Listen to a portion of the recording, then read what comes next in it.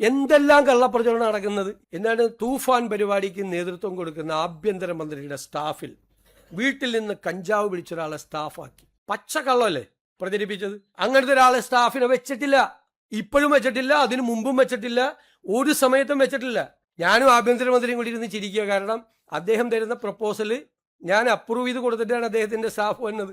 അങ്ങനെ ഒരു പ്രപ്പോസൽ അദ്ദേഹം തന്നിട്ടുമില്ല, ഞങ്ങൾ അപ്രൂവ് ചെയ്തിട്ടില്ല. ഇല്ലാത്ത കഥ. എന്നിട്ട് കുറെ മാധ്യമങ്ങൾ അത് ഏറ്റുപിടിക്കുക. പിന്നെ KSRTCയിൽ ചരിത്രപരമായ വിപ്ലവകരമായ ഒരു പരിപാടി സൗജന്യയാത്ര നടപ്പാക്കി. ആ സൗജന്യയാത്ര നടപ്പാക്കിയപ്പോൾ സിറ്റി ബസ്, ഓർഡിനറി ബസ് എല്ലാം സിറ്റി ബസ്സാക്കി മാറ്റിയെന്നും പറഞ്ഞു വ്യാജ പ്രചരണം നടത്തി. ഒറ്റ ബസ് പോലും ഓർഡിനറി ബസ് സിറ്റി ഫാസ്റ്റ് ആക്കിയിട്ടില്ല. സിറ്റി ഫാസ്റ്റ് ഇപ്പോ പല സൗകര്യത്തിനും വേണ്ടി തിരുവനന്തപുരത്ത് ഓർഡിനറി ആക്കിക്കൊണ്ടിരിക്കുക. ഇന്നലെ കണക്ക് വന്നല്ലോ, എത്ര ലക്ഷം പേരാണ് അതിൽ യാത്ര ചെയ്തതെന്ന്. ആവേശഭരിതരായി കൂടുതൽ ചെയ്ത്, ഇന്നലത്തെക്കാളും കൂടുതൽ ആളുകളല്ലേ ഇന്ന് യാത്ര ചെയ്തത്. നുണ പ്രചരിപ്പിക്കുകയാണ്. പിന്നെ വേറൊരു വാർത്ത, ഈ സഹകരണ സ്ഥാപനങ്ങളിലെ മുഴുവൻ ഫീസ് കൂട്ടി UDF സർക്കാർ വന്ന ഉടനെ തന്നെ വ്യാപകമായ പ്രചരണമാണ്. ഫെബ്രുവരിയിൽ കഴിഞ്ഞ സർക്കാരാണ് കൂട്ടിയത്. എഴുതി വെച്ചോ, കഴിഞ്ഞ സർക്കാരാണ് കൂട്ടിയത് ഫെബ്രുവരിയിൽ.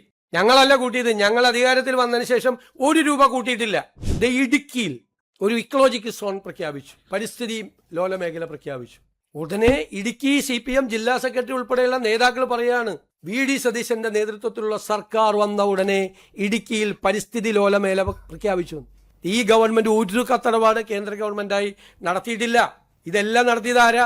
പുതുക്കിയ ഇക്കോ സെൻസിറ്റീവ് സോൺ പ്രപ്പോസൽ കേന്ദ്ര സർക്കാരിന് 13/10/2025 സമർപ്പിച്ചിരുന്നു.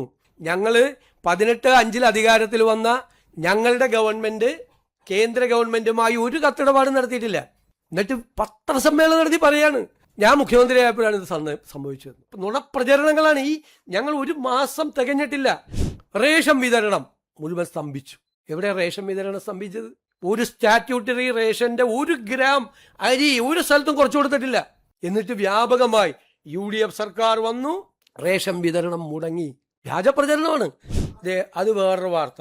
ഞങ്ങളൊരു തീരുമാനം എടുത്തിട്ടില്ലല്ലോ അതില്. അതിനു മുമ്പ് സ്ത്രീ സുരക്ഷാ പദ്ധതി പിൻവലിച്ചെന്നും പറഞ്ഞു വ്യാപകമായ വാർത്ത വന്നല്ലോ. വ്യാപകമായ വാർത്ത. ആരാണ് ഈ വാർത്ത ചമയ്ക്കുന്നത്? ഒരു കാര്യം അവർ മനസ്സിലാക്കിക്കൊള്ളണം.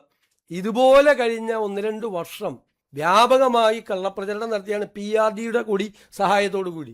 ഇരുണ്ട കാലം എന്നുള്ള ഒരു ഇതുണ്ടായിരുന്നു, അത് PRDയുടെ സഹായത്തിലാണ് ചെയ്തത്. എനിക്കെതിരായിട്ടുള്ള വ്യാപകമായ പ്രചരണം നടത്തിയത് PRDയിലെ ഉദ്യോഗസ്ഥർ കൂടി പങ്കെടുത്തുകൊണ്ടാണ്. സർക്കാർ ചെലവിലാണ് പ്രതിപക്ഷത്തിനെതിരായി അന്ന് വ്യാപകമായ രീതിയിൽ പ്രചരണം നടത്തിയത്. അതെല്ലാം ജനങ്ങൾ ചവറ്റുകൊട്ടയിൽ എറിഞ്ഞിട്ടാണ് ഞങ്ങളെ അധികാരത്തിൽ കൊണ്ടുവന്നത്. ഞങ്ങൾ അധികാരത്തിൽ വന്ന് ഇരുന്ന് തുടങ്ങുന്നതിന് മുമ്പേയുള്ള വ്യാജമായ പ്രചരണങ്ങളുടെ 1/2 ഡസൻ വ്യാജ പ്രചരണങ്ങളുടെ കാര്യമാണ് ഞാനിപ്പോൾ വിശദീകരിച്ചത്.